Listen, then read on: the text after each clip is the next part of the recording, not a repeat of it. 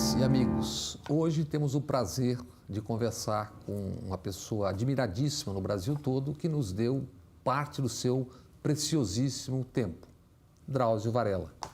Bem, Drauzio, vamos começar pelo tempo. Quando a gente falava marcar essa conversa, você chegou da Argentina, estava embarcando para o Rio, voltaria para São Paulo para ir na cadeia no dia seguinte de manhã. Qual é o segredo para administrar esse bem tão precioso que é o tempo? Eu acho que é uma neurose. Sempre fui agitado, né, desde menino. E sempre quis realizar muitas coisas, tem sempre planos e coisas que eu quero fazer e tudo. E você começa fazendo, você vai, no decorrer do tempo, se você leva a sério e faz da melhor forma possível, você acaba tendo mais acesso a fazer mais coisas ainda, né? E aí fica aquelas coisas, poxa, eu queria fazer tal coisa, depois aparece para fazer, aí você tem que fazer. Eu tive uma vez o Robert Gallo, o descobridor do vírus da AIDS. Você trouxe logo no começo da epidemia, que é o Brasil, sabe? Pois é. Me lembro. E a gente acabou ficando amigo e tudo, e um dia ele me disse, olha, você toma cuidado com os teus sonhos, viu? Porque eles um dia viram realidade. E é verdade, quando vira realidade, você sonhou com aquilo, né? Você tem que ir em frente. E eu acabo fazendo muita coisa por isso, coisas que eu sempre quis fazer durante a vida e tudo, e agora é a hora de executar. Você tem uma disciplina? Eu tenho disciplina. Acorda muito cedo? Eu acordo cedo, eu corro de manhã cedo. Continua na maratona ainda? Continuo. Eu corro cedo, aí eu saio, começo o dia. Maratonista com que idade? 76 anos. Maravilha. Bem, uma das coisas que eu sei que você está tratando, cuidando muito agora, dando o seu tempo como um cidadão militante, é que no Brasil doenças causadas pelo cigarro geram despesas de 57 bilhões ao ano e a indústria só paga 13 bilhões em impostos, o que significa, em 10 anos, um prejuízo de $500 bilhão e um prejuízo financeiro de 440 bilhões e um gasto, uma despesa de mais de 570 bilhões. Isso quando o governo está cortando gastos sociais. A AGU entrou com ação de ressarcimento contra a Santa Cruz e a Philip Morris, e a juíza Graziela Benchen, no dia 22 de julho, deu 30 dias para as empresas contestarem a ação. É uma campanha da ONG ACT Promoção e Saúde. Você está nisso? Por que você está nisso? Olha, eu ativamente não estou, mas eu acho que você tem que ter toda a razão e eu sempre dei todo o apoio. As companhias tabaqueiras fizeram um acordo com a Califórnia, eu não lembro quantos bilhões de dólares eram, a ser pagos em não sei quanto tempo. Por quê? Porque eles causam um prejuízo para a nação absurdo. Por que lá eles fazem esses acordos bilionários, têm esses acordos com vários estados americanos e aqui não? Quer dizer, a vida nos Estados Unidos vale mais, de um americano vale mais do que a de um brasileiro aqui. Você falou quanto eles 57 bilhões ano, e eles pagam 13%, eles só pagam 13 bilhões. Então o prejuízo é de 440 bilhões por ano. Porque por ano não, desculpa, sim, 10 anos. 10 anos. Então, 57 bilhões é o prejuízo que eles dão por ano para o Brasil. E em vidas, você tem algum Não tem os números, não. E também esses números não são dignos de confiança, porque a pessoa morre porque teve um infarto, você não sabe se o cigarro está por trás. Mas veja, 57 bilhões, você sabe qual é a verba do SUS? O SUS todo, quanto o SUS investe? 270 bilhões de reais. Quer dizer, um quarto da verba do SUS, fica por conta do cigarro. E desse dinheiro, eles pagam 13 bilhões em impostos. E vem sempre com a conversa de querer reduzir os impostos. Aliás, é isso. Essa é a pergunta. Essa há uma proposta no início do ano de diminuírem impostos para que o contrabando diminuísse. Isso acabou não acontecendo ainda, mas... Olha, Bob, essa é a indústria mais criminosa da história do capitalismo. É a mais criminosa de todas, porque a quantidade de sofrimento e de mortes que essa gente tem espalhado pelo mundo, desde a Primeira Guerra no século passado, a Primeira Guerra Mundial do século passado, quando eles quando o cigarro começou a se tornar uma dependência de droga generalizada, eles vêm sempre com estratégias para fazer as pessoas fumar mais. E como o cigarro causa uma dependência de droga feroz... Você foi fumante por muitos anos? Eu fumei durante 19 anos. Como o cigarro causa uma dependência de droga feroz, você adquire essas dependências com mais facilidade quando? Quando você é criança. A Organização Mundial da Saúde classifica o cigarro como uma dependência de droga pediátrica. Pediátrica, porque as pessoas começam a fumar com 12, 13, 14 anos de idade. E eles usam toda a estratégia para isso. Agora, o que eles querem fazer? Eles querem baixar o preço do cigarro, reduzindo o imposto. Qual é a desculpa? A desculpa é acabar com o contrabando do Paraguai. Estão interessados na criminalidade agora? As companhias tabaqueiras estão interessadas na segurança do país, em combater o crime organizado. Só um idiota não percebe uma coisa dessas, né? E aí o que fazem? O Ministério da Justiça está vendo qual é a conveniência. Mas como vendo qual é a conveniência? Tem estudos internacionais, tem decisões da Organização Mundial da Saúde. Mas uma hora em que se discute se a Terra é plana ou não... Pois é, você sabe, mas tem coisas que tudo bem, admite ainda alguma discussão. Essa não. Se você reduzir imposto, você vai fazer as pessoas fumarem mais. Qual é o objetivo deles? É justamente esse, fazer as pessoas consumirem mais cigarros. E nesse tempo, a propósito disso, de tanto ataque às ONGs, por exemplo, como é que você vê o trabalho das ONGs e da sociedade civil, não só em relação a isso, mas de uma maneira geral? Isso é um grande avanço na história do Brasil, o aparecimento das organizações não governamentais, não é? E tudo bem que pode haver ONGs... Picareta pode ter em tudo picareta quanto é lugar. Em todos os jeitos e todas as formas possíveis, não é? É que de um tempo para cá parece que ONG virou um palavrão. E você está cheio de gente trabalhando seriamente, dando contribuições sociais muito importantes. Por exemplo, está nessa campanha. Pois é. Quantas ONGs nós temos no país maravilhosas que fazem um trabalho digno de todo respeito. Além da coisa de você atingir o bolso, que tipo de ação se pode ter em relação ao tabaco, ao cigarro? Bob, nós fizemos muita coisa no Brasil. Nós fizemos, olha, o Brasil nos anos 60, 60% dos adultos fumavam, nos anos 60. Hoje, não dá 10%. Não é pouco isso que foi feito, não. Quer dizer, quando você diz... outra população. Não dá 10%, mas vamos dar quantos adultos? Temos uns 180 milhões de adultos, vai dar 18 milhões de fumantes. É muito fumante, um problema terrível. Tem muito jovem fumando. Muitos. Mas, o que aconteceu? Nós caímos de uma prevalência de 60% para menos de 10%. Poucas pessoas sabem. O Brasil é um dos países que menos fuma no hemisfério ocidental. Nós fumamos menos do que nos Estados Unidos. 14% dos americanos fumam. Menos do que todos os países da Europa. Nós fumamos menos do que na Inglaterra. Não chega a 10% aqui, na Inglaterra 16%. Você acha que parece lógico que os ingleses, né, com tanta tradição cultural, fumam mais do que os brasileiros? As campanhas aqui foram... Nós funcionamos bem nessa história. Por quê? Qual é a diferença aqui? Você vai dizer, não pode fumar em ambientes fechados. Já não podia em outros países há muito tempo. Pusemos aquelas imagens horríveis no maço de cigarro. Pusemos, nos anos 2000 e tanto. No Canadá, nos anos 90, início dos anos 90. Nós proibimos propaganda na televisão, no ano 2000. Graças ao José Serra, o país deve isso a ele. Bom, ano 2000. Na Suécia, quando foi isso? Na Suécia foi nos anos 70 que eles proibiram. Os suecos fumam mais do que os brasileiros. O que aconteceu no Brasil? Grandes campanhas governamentais? Não.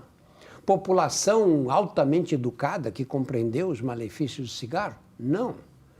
Nós temos um papel aqui muito importante da televisão, que atinge o país todo. Aí não pode mais fumar nas novelas. Nós fomos transformando o cigarro, aquela coisa que a publicidade... aquela coisa charmosa, aquelas mulheres lindas, aqueles homens másculos e tal. Nós fomos transformando o cigarro no que ele realmente é. Um vício, uma dependência de droga e um vício chinfrim que deixa as pessoas... Que é o pior vício que existe. É o pior de todos, é o que mais causa dependência. Hoje você olha o cigarro, as pessoas olham para o cigarro como uma coisa que dá mau hálito, que deixa a roupa com um cheiro ruim, que dão uma aparência, um envelhecimento precoce, além de todas as doenças. Nós conseguimos mudar isso no Brasil. Você acha que foi a imagem, televisão? Ah, sem dúvida. As empresas de tabaco vêm apostando suas fichas agora nos tais dispositivos para fumar, dizendo que são menos perigosos que os cigarros tradicionais. Mais uma estratégia, como já teve baixo teor, folhas de tabaco modificado com mais nicotina e tal. Esse negócio, esses dispositivos são melhores ou é menos ruim? Olha, a desculpa qual é? Porque, sabe, bandido, quando ele demonstra uma intenção, você tem que sempre procurar o que está por trás daquela intenção, não é verdade? Você lidar com bandido, eu, modéstia à parte, tenho alguma experiência de lidar com gente assim. O bandido o que faz? Ele diz o quê? Nós vamos lançar um produto que vai ajudar você a largar de fumar, que é a nicotina pura, não vai ter quase alcatrão e tal, você fuma isso. É melhor, já que você fuma mesmo, é melhor que você fume uma coisa que faz menos mal. Essa é a desculpa, não é? Só que a maior fabricante desses cigarros eletrônicos chama Juul. O que é a Juul? 30% é o fabricante. É o maior fabricante. A maior parte do mercado é dessa Juul. Agora a Atra, que é a marca que faz o Marlboro, por exemplo, compra 30% da Juul. Qual é o sentido? Para quê? Eu fabrico cigarro. Eu vou comprar uma parte da empresa que fabrica o tratamento para as pessoas pararem de fumar o cigarro que eu vendo. E alguém vai acreditar nisso. Alguém tem que acreditar nessa piada, não é? De mau gosto. O que acontece com esse cigarro de nicotina? Você tem uma falsa sensação de que ele não faz mal. Nós estamos nos Estados Unidos agora com 200 mortes, com 200 casos de insuficiência renal aguda, de insuficiência pulmonar aguda por cigarro eletrônico. E algumas mortes relacionadas com isso. Você pega pessoas saberem disso. Um moleque de 20 anos, 18 anos, que tem uma insuficiência renal, que tem um enfisema assim, repentino, um quadro de enfisema respiratório. Isso é um problema sério, meu. Você diz, bom, mas eu acho, entre o cara fumar o cigarro e fumar esse, é melhor fumar esse. Ele é mais seguro. Primeiro, a gente não sabe. Segundo, ele ajuda a parar de fumar? Ajuda. Em alguns estudos, raros estudos, na maior parte dos estudos publicados não faz diferença nenhuma. Nos estudos, o estudo que eles citam mais, foi publicado e tal, sabe quanto eles conseguiram? Um grupo para de fumar sem nada. O outro grupo fuma o tal do cigarro. O grupo que tentou parar de fumar, 9% desse grupo, de pessoas nesse grupo conseguiram parar. 9%. E sabe quantos dos que fumavam cigarro eletrônico? 18%. Quer dizer, você sobe 9%. O que quer dizer o seguinte, você diz, bom, mas dobrou, né? Mas se 9 iam parar mesmo, conseguiriam sem nada, consegui mais 9. Então, o que aconteceu? Esses 9 já iam parar, eu ajudei 9. E os outros 82? Os outros 82 não se beneficiaram. Aí você diz, bom, mas ajudou 9, tá ótimo. O que aconteceu com esses 9? Eles pararam de fumar cigarro, largaram o cigarro eletrônico depois de um ano? Não largaram o cigarro eletrônico. Por quê? Porque a nicotina é a droga que provoca a dependência química mais poderosa. A dependência da nicotina leva à crise de abstinência em minutos. É a única droga que faz isso. O moleque fuma um baseado, esquece, fica dias sem fumar. Aliás, esquece mesmo. Usuário, esquece. Esquece em cima da mesa da sala, né? A mãe pega. Você pega o cara que cheira cocaína. Ele cheira cocaína, pode passar uma noite inteira cheirando, no dia seguinte ele está de ressaca, ele não cheira. O cara que bebe muito, a mesma coisa. A nicotina, não. Você acabou de fumar, meia hora depois... Às vezes acende no toco. Acende no toco, meia hora depois está desesperado para fumar outra vez. Tá. Vem crescendo o movimento pela alimentação saudável, que trata de rotulagem adequada para alimentos ultraprocessados, aumento de impostos para bebidas açucaradas, etc.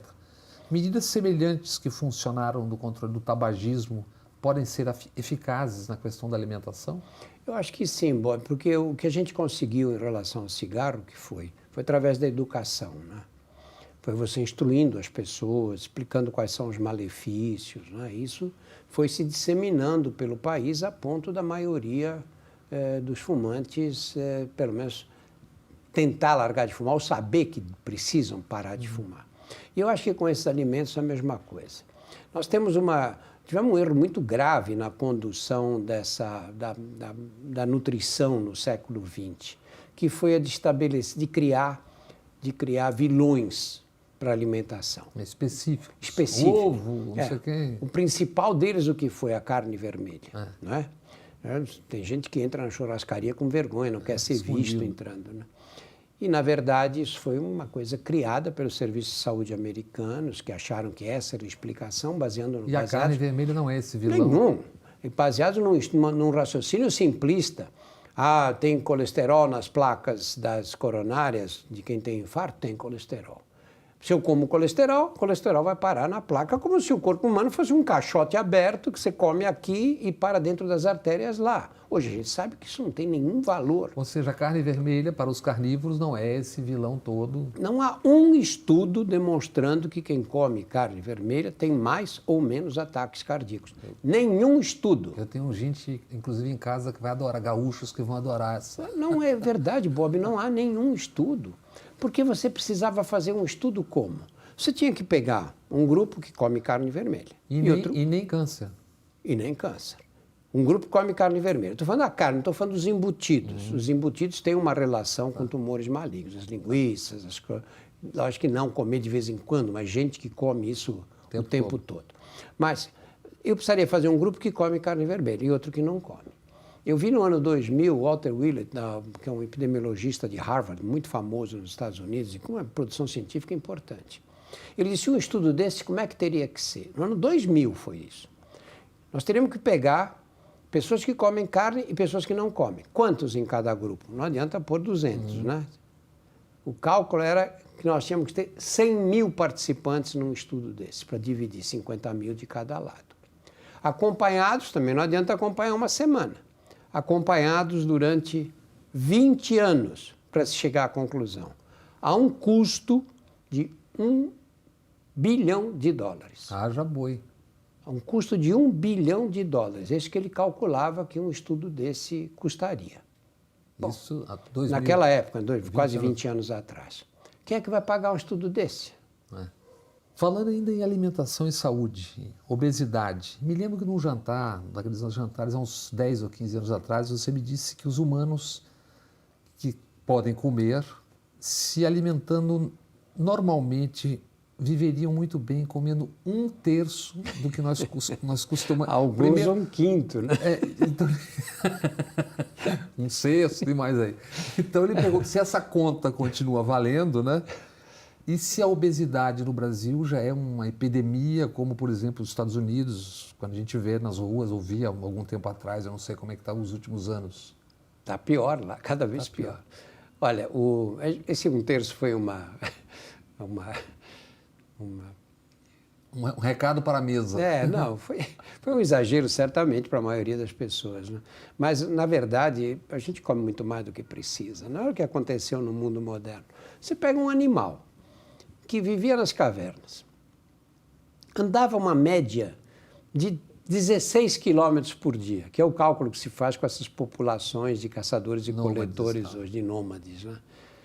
E esse animal, quando conseguia comida, comia o máximo possível, que não tinha geladeira para guardar. Né?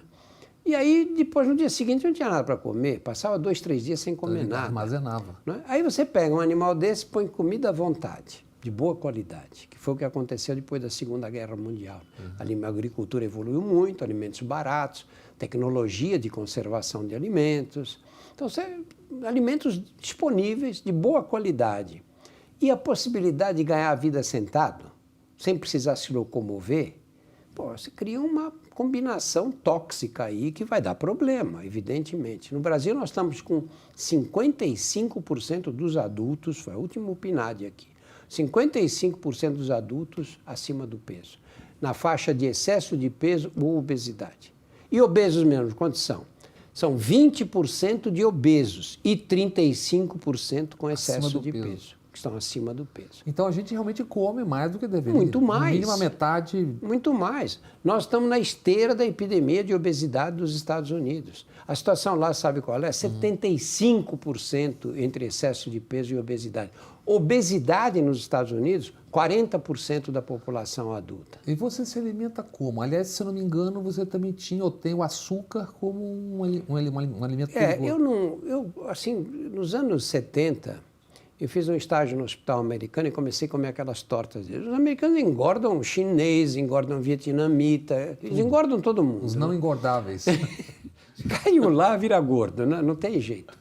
Bom, e eu fui nesse hospital, comecei a comer umas tortas maravilhosas. Cheesecakes maravilhosos. Eram umas tortas aquelas que vem um creme, uma maçã e uma farinha, uma massa que dissolve na boca. Apple pie, peach pie. Né? E eu comecei a ter azia. E eu voltei para o Brasil e falei, eu tenho que dar um tempo. Eu vou ficar um mês sem comer doce, porque só pode ser isso, né? Em um mês eu engordei 2 quilos. Eu sempre fui magro, com dificuldade de engordar. Parei de comer açúcar. E desacostumei do gosto. Nunca mais voltei a comer. Isso foi em 78, 41 anos. Mas isso é o seu gosto só ou, de fato, o açúcar é um alimento perigoso? É um alimento perigosíssimo. O que se falava da carne, hoje está sendo falado a respeito do açúcar. Porque o açúcar o que é? É uma caloria vazia, né? Não é nada. E o açúcar tem um problema sério, que você acaba comendo muito mais, porque ele é compulsivo. Né? Você vai à churrascaria, você come uma picanha, você não pede a segunda. Chocolate você não para. Agora, o chocolate você não para. Né? Você começa a comer, você não para. E esse é o problema. Isso que aconteceu nos Estados Unidos. Eles diabolizaram a carne, né? Uhum. E o que aconteceu com a população lá? Engordaram a população inteira. A obesidade praticamente não existia como um problema de saúde pública. O açúcar. Especialmente porque os alimentos processados, se você tira a gordura do alimento processado, perde o gosto. E aí a indústria faz o quê? Coloca açúcar. O que você pensa sobre tributos verdes, ou seja, taxar produtos comprovadamente de saúde, que fazem mal à saúde, como cigarros, bebidas e os ultraprocessados?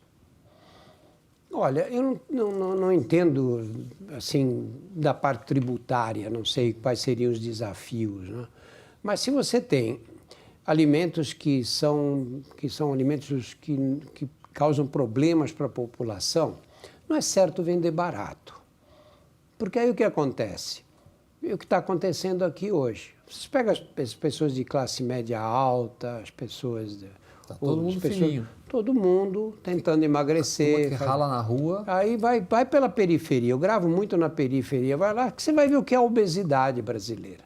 Porque as pessoas chegam no supermercado e compram coisas processadas, porque custam barato, porque as crianças gostam de comer. Porque está na publicidade. E porque está na publicidade. E você aí fica... Olha, eu atendo na penitenciária feminina. As presas trabalham, na maioria das 60%, em empregos e as outras que fazem o trabalho interno ganham também. Muito bem. Essas mulheres podem fazer compras na rua. Elas dão a relação e a penitenciária, a direção, se encarrega de fazer as compras. Você vai lá, as coisas estão no fundo de uma parede, lá numa área cercada. Assim, do chão até o teto são refrigerantes. E não tem nada diet, não. É tudo refrigerante Pancadão. Hardcore mesmo, né? Tá tudo lá. Aí você vê as sacolas. As sacolas têm chocolates, biscoitos e salgadinhos. Esses saquinhos de salgado em quantidade absurda. E aí você vai lá para dentro e vai atender essas doentes lá. Você vê o tamanho que elas dão. As pessoas chegam a engordar 10, 15, 20 quilos em um ano. E quando você diz alguma coisa... Não, é assim, o que eu vou comer? A comida é ruim. Lógico, a comida é ruim, porque não dá para fazer comida. Tem 2.200 mulheres presas, não dá para fazer uma comida no capricho. E aí, isso que eu vou comer, não come a comida, come batata frita, come saquinho, come salgadinho dos mais variados tipos. E assim vai, né? Ainda a alimentação é um problema que no Brasil...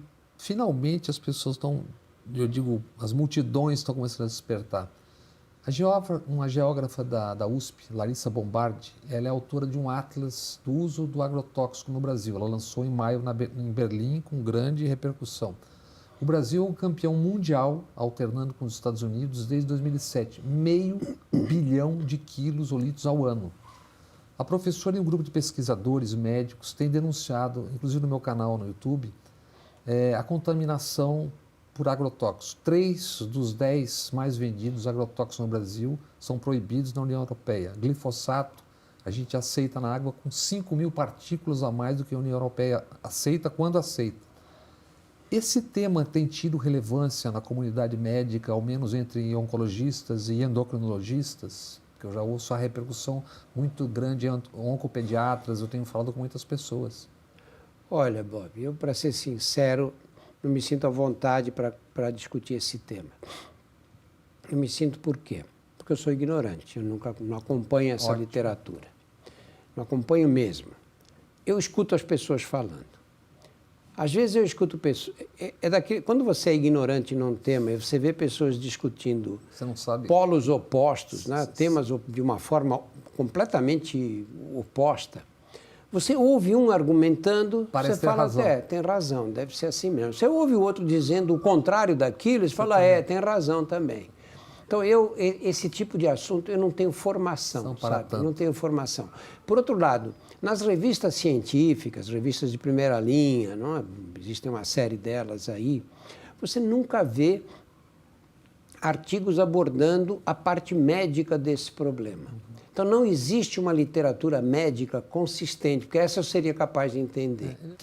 Como é que você vê essa coisa dos cortes na ciência, na pesquisa, exatamente num momento como esse? Olha, o Brasil está quebrado, né? A crise econômica no Brasil é uma coisa terrível. Eu tenho 76 anos de idade, nunca vi nada parecido. Sabe, eu nunca vi uma coisa dessas, e não é de ler nos jornais, não, é de ver na prática mesmo. Por exemplo, eu sou oncologista e vejo um impacto nos doentes que me procuram, sabe? As pessoas não têm mais os convênios que tinham. É um problema muito sério. 3 milhões de pessoas no Brasil perderam os convênios que tinham, os convênios de saúde. Estão indo para aqueles convênios para classe baixa? Esses 3 milhões perderam mesmo, estão indo para o SUS, porque não tem condições de sobrevivência.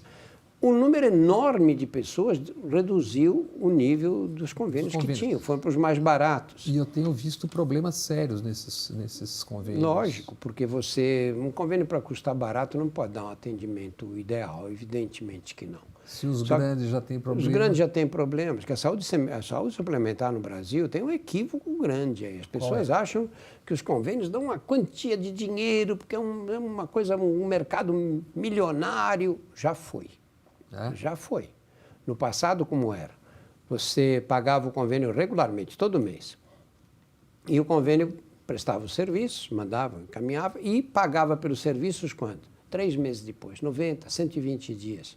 Há uma inflação que chegou a 80% ao mês, você imagina. Então, eles, na verdade, eles não estavam ganhando dinheiro com... Eles estavam ganhando dinheiro no mercado financeiro. Ganhando dinheiro com dinheiro. Lógico, né? Era esse. E aí acabou a inflação. Acabou. Reduziu muito a inflação. Não, a moeda ficou estável. Eles começaram a se atrapalhar. E a medicina é o único ramo da economia, que eu saiba, pelo menos, em que a incorporação de tecnologia aumenta os custos e não diminui. Você incorpora a tecnologia, você barateia o produto, na medicina encarece. Não tinha ressonância magnética, agora tem. Não tinha PET-CT, agora tem. Em larga escala. Lógico. Você vai incorporando a tecnologia, vai custar cada vez mais caro, cada vez mais caro. Os medicamentos eram todos preço razoável, agora vem a um preço absurdo. Eles vão quebrar. Ou eles mudam o sistema, ou eles vão quebrar. Essas agências de saúde, As operadoras hoje, quando você calcula que seja a margem de lucro, não estou falando dos planos, porque você pode ter um plano que dá prejuízo e outro que dá lucro, mas as operadoras que coordenam os planos todos, que possuem os planos, quanto você acha que é a margem de lucro, assim? Chuta um valor qualquer. 10%. É de 1 a 2%. Isso é margem de lucro de companhia aérea, hein? E quebra uma atrás da outra. Esse sistema não vai se manter, porque como é que a assistência médica tem que ser organizada? Por princípio, você não pode ser livre demanda do jeito que é. Você está com dor de cabeça, você vai procurar um neurocirurgião, Você vai lá, marca uma consulta, você olha no livrinho, marca uma consulta. Chega lá o neurocirurgião, fala, bom, esse cara veio aqui, e se ele está com tumor cerebral? Aí ele pede um exame. Ele pede uma ressonância magnética. Um clínico nessa hora teria feito o quê? Como é a dor de cabeça? Lateja, acontece isso, que lado pega da cabeça, como é que está forte, está fraco, faz o diagnóstico e te trata.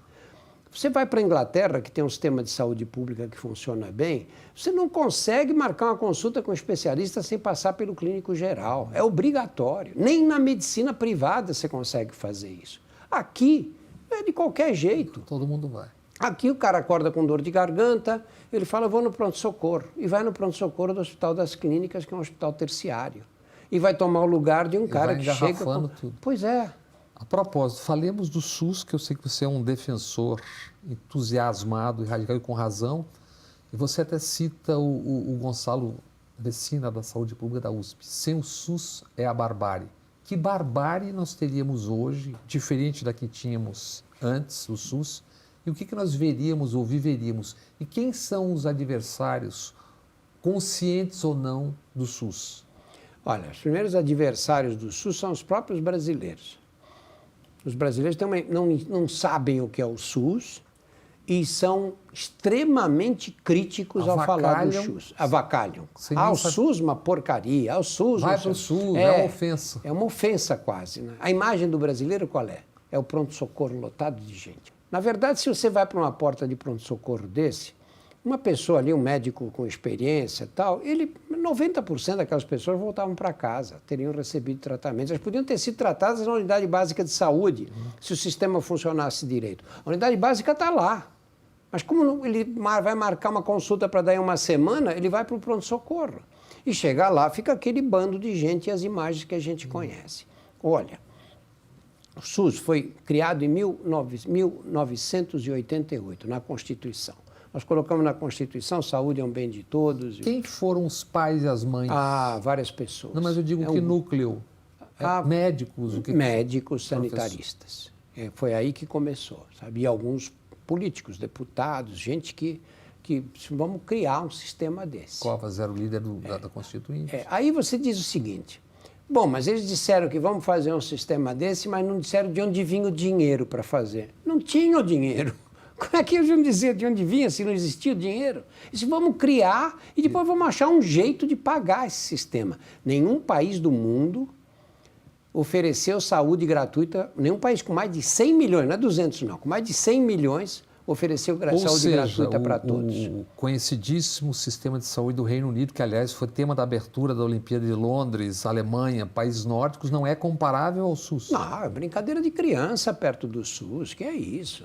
É bom as pessoas saberem disso, antes de esculhambar o SUS. País de 50 milhões de habitantes, rico, população toda alfabetizada, nível superior, grande parte da população, até eu organizo o sistema de saúde assim. Né? Me dá dinheiro, me dá as pessoas educadas, eu monto um organograma e faço o sistema funcionar. Quero ver aqui um continente inteiro, tremenda desigualdade social, tremenda desigualdade. E o que falta? Ignorância. Falta de formação cultural, falta de formação de educação básica, elementar, escola ruim, e você consegue oferecer saúde para 210 milhões de habitantes? Pô, aí que eu quero ver, aí que é o problema todo. E o que falta? Aquele corte da verba, do CPMF, aquilo foi um erro?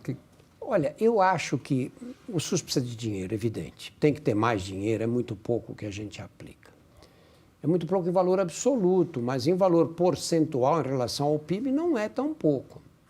Bom, qual é o problema principal? Acho que antes da gente pensar no dinheiro, temos que pensar na organização. O que dá mais dó, sabe o que é? É que nós temos tudo montado, pronto para funcionar. Nós temos considerado um dos melhores programas de saúde pública do mundo, não sou eu que estou dizendo, é a Organização Mundial da Saúde, que é o programa Estratégia Saúde da Família, que funciona como? Equipes que vão de casa em casa. Tem um agente comunitário, que é uma pessoa da comunidade, um homem, uma senhora, alguém da comunidade.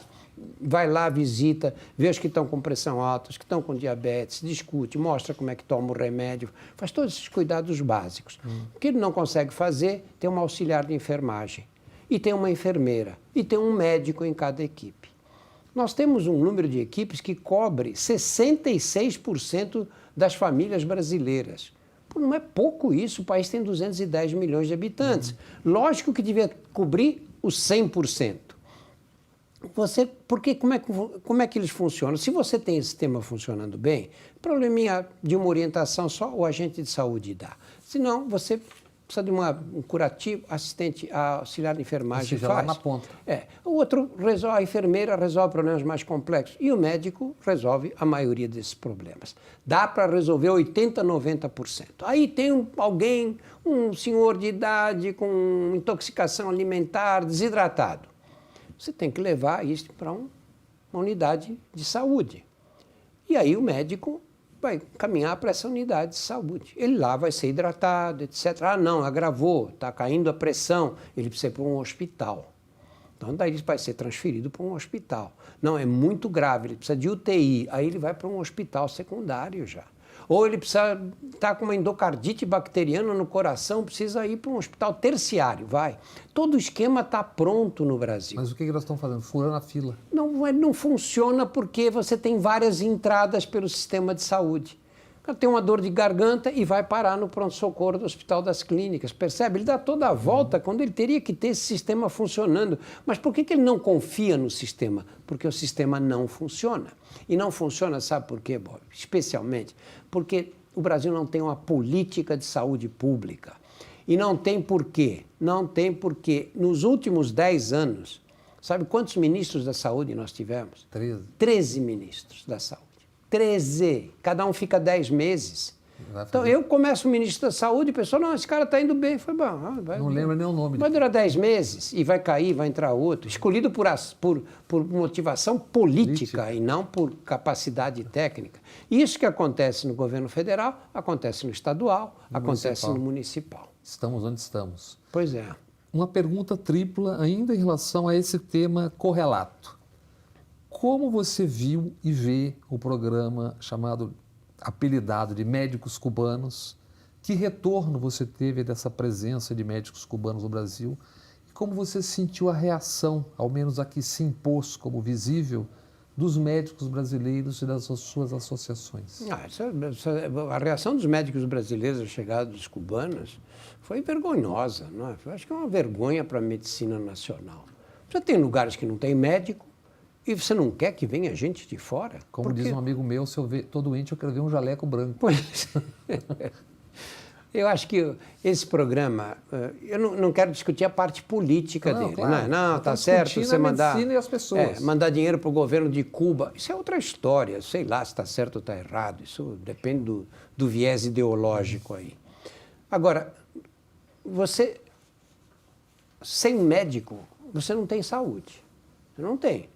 Não é que o médico sozinho seja capaz de... Mas sem a possibilidade do médico. Sem ele, você não faz saúde. A verdade é que os médicos brasileiros não vão para cidades pequenas. Isso não é problema só aqui, é nos Estados Unidos, é na Inglaterra, é na Alemanha. Os médicos não querem ficar em cidades pequenas, onde não tem escola para as crianças, às vezes não tem sequer agência bancária. Então você fica numa situação de querer achar um jeito de cobrir. E o que eles fizeram? Cuba dispõe desses médicos todos? Tragam os médicos. Eu não sei se o tema é delicado, questões óbvias, mas a média dos médicos brasileiros é excessivamente conservadora ou mesmo reacionária, ou isso foi só a impressão que ficou a partir disso? A média é reacionária. A média é conservadora, reacionária e corporativista. Isso foi uma demonstração inequívoca de corporativismo. Não, eles não podem chegar aqui e querer ser médicos como a gente. Mas tudo bem, eles não vão disputar. Medicina primária, não sei o que, é ótimo. Eles vão fazer atenção primária, fundamental. As cidades que eles estão, eu rodo bastante. A cidade tinha médico cubano, estava todo mundo feliz com eles lá. Agora, graças a Deus, chegou um pessoal aí, o médico cubano já atende a gente, atende direito. Dão atenção, coisa que essas pessoas não estão acostumadas a ter, não é? Temos um amigo em comum, não importa quem, que diz o seguinte, que às vezes fica espantado com os colegas que estão o tempo todo anunciando que vão deixar o Brasil, tal. Aí colegas que são muitíssimo bem, extraordinariamente bem pagos, como talvez não sejam em canto nenhum do mundo, e ele pergunta, mas vocês vão embora mesmo por quê? Ficam só no anúncio, né? Esse foi um programa, eu acho que o que faltou ali foi encontrar uma transição, sabe, desse esquema dos médicos cubanos, porque nós teríamos que ter pensado, e se eles forem embora de repente? Porque eles podem ser retirados a qualquer momento, basta uma ordem do governo cubano, que foi o que aconteceu depois, né? E aí, o que acontece? Chega nessas cidades e tira os médicos todos. Como é que você vê essa questão Tem muita faculdade de medicina no Brasil, ou pouca, ou está concentrada no Sul, São Paulo, no Sul, tem muito médico. Olha, você é a favor de quem faz faculdade pública pagar um tempo atendendo a população, seja de que forma for? Olha, eu sou totalmente a favor. Já era a favor quando eu fiz faculdade pública. Eu acho que de algum jeito você tem que retribuir, não está certo você ter uma família que pode te proporcionar as melhores escolas da cidade em que você vive, e aí você entra na universidade pública e estuda de graça, enquanto os outros que estudaram na escola pública não têm acesso, vão ser obrigados a ir para escolas particulares. Bom, esse esquema, essa coisa da abertura indiscriminada de faculdades de medicina, Bob, tem um lado cruel. Por que elas foram abertas? Foram abertas por interesse financeiro das universidades privadas. Ponto. Não tem o que discutir. Sabe, nenhuma universidade falou, o Brasil está precisando de médicos, eu vou abrir um curso de medicina. Você acha que o empresariado na educação tem essa visão? Eles abriram porque dá para cobrar caro, tem muita procura, e com isso a gente tem lucro. Muito bem. Nós estamos formando esse bando de médicos. O Brasil precisa de mais médicos. Discutível. Discutível. O Brasil tem 450 mil médicos. Agora vamos começar a formar 30 mil médicos por ano com essas novas faculdades. Aonde isso vai bater? Como é que é o raciocínio? É o mesmo raciocínio dos militares na época da ditadura. Eles eram contra o planejamento familiar. Lembra que tinha uma coisa chamada Benfam, que era uma associação que dava planejamento familiar para as mulheres pobres? A igreja também não queria, pelas razões de sempre, medievais, não é? Mas os militares eram contra. Por quê? Eles falaram, não, o Brasil ainda tem poucos habitantes. Nós tínhamos nessa época aí 80, 90 milhões de habitantes. E como é que nós vamos ocupar o Centro-Oeste e ocupar a Amazônia? Essa era a filosofia deles. Ocupe, para tinha até um lema que eu me lembro. Pois é. E aí o que aconteceu? Nós continuamos a ter essa natalidade desenfreada nas classes pobres, que persiste até hoje, que é uma das maiores covardias que a sociedade faz com a mulher pobre, especialmente a mulher pobre e preta. E nós inflamos o quê? Essas crianças nascidas no Morro do Alemão ou nascidas aqui na periferia da Zona Leste foram para o Amazonas, elas incharam as periferias, nós inchamos as favelas dessa maneira. Agora está acontecendo a mesma coisa com esses médicos. Pega a seguinte situação, hoje a maior parte dos estudantes de medicina são mulheres. Aliás, em tudo são as mulheres sempre a maior parte. Você imagina quem pode pagar 8, 10 mil reais por mês para formar uma filha? Só quem... Classe média alta, pelo menos, né? Então, e você explica um pouco o conservadorismo. Lógico. Classe média alta que pode pagar isso. Aí você forma uma filha sua, faz 6 anos de faculdade. Depois ela resolve ser neurologista. Ela vai fazer mais 2 anos de clínica médica e depois mais 3 anos de neurologia. São 11 anos a preparação. E aí essa menina vai sair daqui e vai para Santa Isabel do Rio Negro, lá quase na Colômbia, Venezuela. Não vai. Não vai. Não vai. Ela vai ficar onde? Vai ficar em São Paulo, vai ficar no Rio de Janeiro. A concentração é nessas cidades. Não é o número que vai dizer para você que nós vamos aí ter médicos para atender em todos os lugares. Forma, né? Ainda conversei com pouco tempo, 2 meses atrás, com o governador da Bahia. Eles fizeram centros lá. Rui Costa. Eles fizeram um centro muito interessante, centros de atenção básica nas cidades grandes, Feira de Santana, Vitória da Conquista, Juazeiro, muito bem montados. Eu vi as fotos e tudo, muito bem montados. A proposta é de pagar aos médicos por 20 horas semanais, das 8 ao meio-dia, 10 mil reais por mês. Pô, para um médico recém-formado, Onde é que tem salário de 10 mil reais? Não vai. E ainda por 4 horas, o cara tem a tarde livre, não consegue completar esses cargos. E daí, quando aparece o médico cubano, não. Aí não pode chegar, porque aí tem a reserva de mercado que não vai ser ocupado por eles, não é? Bem, eu errei, não sei se eu errei na conta, 14 ou 15 livros, pelo que me lembro, pelo que vi. Pra dizer a verdade, não lembro. Best-seller, Estação Carandiru, que virou filme, Prisioneiras, Carcereiros. Você vai à cadeia, não sei com que periodicidade. Uma vez por semana. Penitenciária feminina. Nos últimos anos. O que você pensa, assim, quando você ouve alguém dizer bandido bom é bandido morto? Ou quando você vê o batalhão da elite da PM do Pará desfilar diante do governador 5 dias depois de 54 mortos na chacina e 16 decapitados, cantando arranca a cabeça, pendura no poste, pena de morte à brasileira? Olha, eu acho que pena de morte funciona. Mas funciona como? Funciona a pena de morte quando a sentença é ditada pelo crime. Aí funciona. É como tem funcionado. Aí sim funciona. Porque aí você... Como é que o crime faz? Aqui em São Paulo tem um tribunal, que o PCC organiza, né? Aí você foi condenado à morte, você vai morrer agora. É imediato. Você não tem... Você pode se defender na hora e tal, tá? Mas tá condenou, você vai morrer. Aí ela é exemplar. Você fez uma coisa e morreu em seguida. Aí todos em volta falam, pô, não posso fazer isso, que se acontecer, eu vou morrer também. Só que a sociedade não pode fazer assim, porque tem muito erro judiciário. No meio do crime, o erro judiciário faz parte da confusão toda. Mas a sociedade não pode. Aí você tem que dar todas as chances de defesa. Aí você vai condenar à morte depois de 10 anos, 15 anos, às vezes, se o cara tiver bons advogados. Aí qual é a vantagem? Nenhuma. De repente matam alguém. É o que acontece nos Estados Unidos. De repente alguém vai lá e pá, morre. Eles matam alguém. Então, o que ele fez? 25 anos atrás estuprou uma moça, matou e tal. Isso não tem finalidade. Por isso que a pena de morte não reduz de jeito nenhum a criminalidade. A sociedade quer o quê? Ela quer que todos os bandidos morram. Se eles não puderem morrer, se não der para matar todos, o que quer a sociedade? Que a gente prenda todos. Já temos mais de 800 mil. Nós temos... Olha, quando eu comecei esse trabalho nas cadeias, 30 anos atrás, nós tínhamos 90 mil presos no Brasil. Está chegando a 900 mil. Não, 720 mil é o último número mais ou menos digno de confiança que eu vi. Bom, não é que não estamos prendendo, a gente pedia 90, agora, 30 anos depois, prendemos 720 mil, 8 vezes mais. Somos a terceira nação em número absoluto de prisioneiros. Carcerária. Nós perdemos para os Estados Unidos, que são hors concurso, né, 2 milhões e tantos de presos. Perdemos para a China, 1 milhão e 200 mil presos. Que tem 1 bilhão e 400 Que tem 1 bilhão e tanto de 400 milhões de habitantes. Pois é.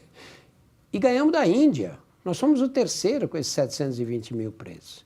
O que nós conseguimos com isso? Hoje você anda na cidade com mais tranquilidade do que andava 30 anos atrás? Lógico que não. Então, primeira conclusão, prender não reduz a violência urbana.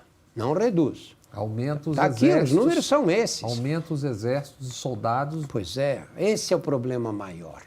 Aí você pega um menino que está roubando no farol, com uma faca, e leva para a cadeia. 19 anos de idade, joga ele numa cela com 35 pessoas lá. Gente com 60 anos presa ali. Esse menino, qual é a única chance dele sobreviver naquele ambiente? Entrar numa agremiação daquelas. Lógico. O Estado tem condição de protegê-lo ali? Não tem, nenhuma. Então, ele faz o quê? Ele é convidado para fazer parte de uma organização. Ele ganha fazendo parte da organização. Então, nós estamos fabricando soldados. Lógico, lógico. Olha, eu vou te dar um número que eu acho que vale a pena. Uns 5 anos, uns anos atrás, cadê os dias são muito iguais, a gente se confunde. Mas uns anos atrás, 5 ou 6 anos atrás, eu atendi uma advogada na cadeia, que estava doente, uma advogada presa porque ela tinha a relação no escritório dela, a relação dos participantes do PCC. Eram 12 mil. Os números que falo agora são de 30 mil participantes. É um exército. É um exército. Quem está fazendo esse exército somos nós. Nós é que o trancamos na cadeia. Você diz, então você é contra a prisão? Não, eu quero que o cara que está assaltando na esquina não me assalte. Mas eu não quero que forme um exército. Pois é, eu não posso ter a ilusão de que jogando esses caras numa cela, em celas apinhadas, nós vamos resolver o problema. Aí nós vamos perifericamente tocar no assunto de uma outra forma. Portugal tem uma lei considerada moderna, o Uruguai tem a lei deles, os Estados Unidos já produz e vende em mais de 10 estados. E a questão do narco, primeiro a sua posição pessoal em relação à droga, leve, pesado ou não, tal, e depois em relação à óbvia ligação entre o narcotráfico, milícias e isso que nós estamos falando. Eu acho que, olha, nós estamos indo para trás nessa área, né? A última lei que foi aprovada, a lei das drogas, aí é um retrocesso, né? Estamos indo para criminalização e tentando resolver esse problema pela via policial. Entupir cadeia. Não dá para resolver pela via policial, isso é um problema de saúde pública. Você é a favor da legalização da maconha? Eu acho que prender o usuário jamais, de jeito nenhum. Não é tão simples assim. Eu acho que nós vamos chegar, pela impotência diante desse problema... Como os americanos. Nós vamos chegar à legalização, não da maconha, mas de todas as drogas. Nós vamos chegar, não vai ter outra alternativa, porque nós nunca vamos ter cadeia suficiente para pôr tanta gente, nós não podemos alimentar o crime organizado dessa maneira, porque eles viram um poder paralelo. Já é. Né? Já é um poder paralelo neste momento. Estamos elegendo milicianos em vários lugares. Pois é. Em vários lugares, em cargos altos até. Bom, aí o que acontece? Mas como é que você faz isso? Não sei, nós vamos ter que aprender. O pessoal diz, a meninada diz, tem que legalizar a maconha, imagina, o álcool você vende em qualquer lugar, a maconha. Tem razão, tem alguma razão no raciocínio. Mas como é que você faz isso? Você vai entregar, olha, quem está traficando agora vai comercializar legalmente? Quem está traficando é a bandidagem, né? Tem que entregar na mão deles, que é o que nós fazemos hoje. Hoje nós entregamos um monopólio na mão deles, né? Eles que estão... Não é que nós acabamos com as drogas. Os americanos que financiavam o combate agora estão plantando e vendendo. Plantando e vendendo. Agora, quem vai plantar? Nós vamos criar maconha Brás no Brasil? Nós vamos organizar de que maneira? Vamos escolher, vamos entregar para as companhias fabricantes de cigarro, vender maconha também? Eles vão fazer propaganda. E vão fazer com a maconha o que eles fizeram com o cigarro. Ou seja, esse é um debate que deveria estar sendo travado publicamente nas redes de televisão. Lógico. A discussão, dizer como é que nós vamos resolver esse problema. Você vê a quantidade de gente que fuma. Nós fizemos aquela série no meu canal, o Drauzio de Chava, Bob. Está com mais de 5 milhões de acessos à série. Mais de 5 milhões de chavadores. Tem maconheiro que não acaba mais. 5 milhões de acessos. Em uma semana, acho que fez 1 milhão, assim, uma coisa absurda. Tem que haver um caminho. Esse caminho nós temos que encontrar. Não podemos usar a solução que Portugal encontrou, não podemos usar a solução do Uruguai. São países diferentes, 3 milhões, 10 milhões. Completamente diferentes. Portugal inteiro tem 10 milhões de habitantes. Mas não podemos fazer de conta que o problema não existe, que vão botando para baixo do tapete. Tá? Qual é o inconveniente disso? Inconveniente é o quê? Você pega esses meninos que fumam maconha, conversa com eles. Tem uma série de números, falei. Eles dizem, maconha não faz mal. É uma erva natural. Não faz mal nenhum. Esses caras que ficam com essa onda, você fuma, fica lá tranquilo, na tua, você não briga com ninguém, né? Depois dá fome, você come, acabou. Hoje nós sabemos que a maconha, na adolescência, causa problema. Problema sério. Distúrbio de atenção, distúrbio de memória e rebaixamento de QI. Você leva o lobo frontal, que é esse lobo que é o responsável pela tomada de decisões, demora mais para amadurecer. Ele vai amadurecer depois dos 20 anos, vai chegar aos 25 anos para estar maduro. Fica lento. Por isso que o moleque faz besteira, né? Ele, na hora de tomar decisão, ele fala, tudo bem, 180 por hora, não vai acontecer nada, né? O impacto da droga vai agir exatamente aí. Você tem uma síndrome com os meninos, de repente o moleque começa a vomitar em casa. Começa a vomitar, a mãe leva para o pronto-socorro. Eu não conhecia essa síndrome, ninguém conhecia, foi descrita há pouco tempo. E, curiosamente, o moleque vomita, às vezes vão para o hospital, fazem endoscopia, etc., mas antes de sair de casa, toma um banho, né? Então, um banho passa tudo. Um banho quente resolve o problema. Ninguém sabe por que acontece isso. E acontece... E foi descrito isso, a maconha que provoca um quadro desse. Você pega esses meninos e fala maconha, vicia nada. Eu fumo hoje, vou fumar daqui a uma semana, 10 dias. Eu tenho amigos que começaram a fumar maconha nos anos 60, hoje são senhores e senhoras 10 anos, de mais de 70 anos de fumando 10 em 10 baseado. dias. Isso é todo dia depois. Drauzio, uma última pergunta. O que eu queria dizer é o seguinte, você perde a oportunidade de educar. Claro. Isso que a gente conseguiu com o cigarro, falar, mostrar, dizer quais são os problemas e tal, nós reduzimos, né? Isso é que tem que ser feito com a maconha. Se alimenta o crime e não debate o que tem que ser debatido. E não discute, deixa as pessoas na ignorância, o molecada aí fumando e achando que isso não tem problema. Drauzio, de tudo que você já fez e que você faz, o que te dá mais prazer, pessoas amadas à parte, o que te dá mais satisfação de ter feito até aqui? Pô, pergunta difícil, Bory. Olha, as coisas que eu mais fiz foram medicina, né? 52 anos de medicina. Você está com 76. 76. Me formei em 1967, eu tinha 24 anos. Fazer medicina é o que eu mais gosto de tudo, no total, eu acho. Essa coisa da comunicação, de falar de saúde e tudo, eu gosto muito também, porque eu acho que por mil razões aí, essas coisas não acontecem por sorte, mas por coincidências. Eu tive a oportunidade que nunca foi dada a um médico brasileiro, que é uma rede de televisão que atinge o país inteiro, num programa de domingo à noite, saúde. E dizer, fala o que você quiser sobre saúde. Eu tenho 20 anos de TV Globo, nunca houve alguma interferência, zero. Fala o que você quiser. Eu discuto com eles, discuto com o pessoal da técnica ali, porque eles conhecem televisão, né? Então, aprendo muito com eles e tudo. Mas é uma oportunidade, você imagina, para um médico, quem foi que teve uma oportunidade como essa de falar com o país inteiro, um país dessas dimensões? E escrever, que é uma coisa que eu adoro. E esse trabalho nas cadeias eu também gosto muito. Por que o que eu acho que é o mais interessante de tudo? A tendência nossa qual é, Bob? Você... Desculpa, parece que você sempre teve um fascínio, talvez pelo que a cadeia seja o limite do humano ali o tempo todo. Né? É isso, o fator humano talvez te atraia, é isso? Muito. E tem um outro aspecto. A tendência nossa qual é? A tendência nossa é convivermos com pessoas semelhantes a nós, não é? Você sai com os teus amigos, as tuas amigas, com as pessoas que você gosta, que pensam mais ou menos como você, se possível, tenham os mesmos princípios, as mesmas ideologias, não é? Porque isso dá conforto, né? Dá segurança. Mas a segurança, muitas vezes, se inibe o contraditório, né? A convivência com o outro lado, a outra forma de ver o mundo, né? E aí a vida fica pobre, porque você só vive naquele ambiente de gente que vai falar o que você gosta de ouvir. Né? E de repente eu estou lá na cadeia, eu matei meu marido.